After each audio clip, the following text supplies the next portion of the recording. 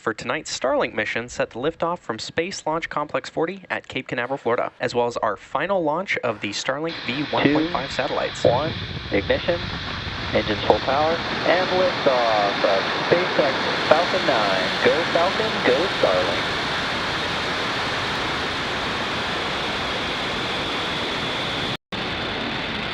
Fishing down, right?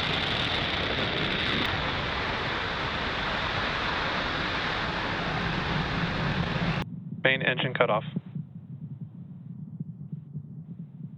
Stage separation confirmed. MVAC ignition. Fairing separation confirmed.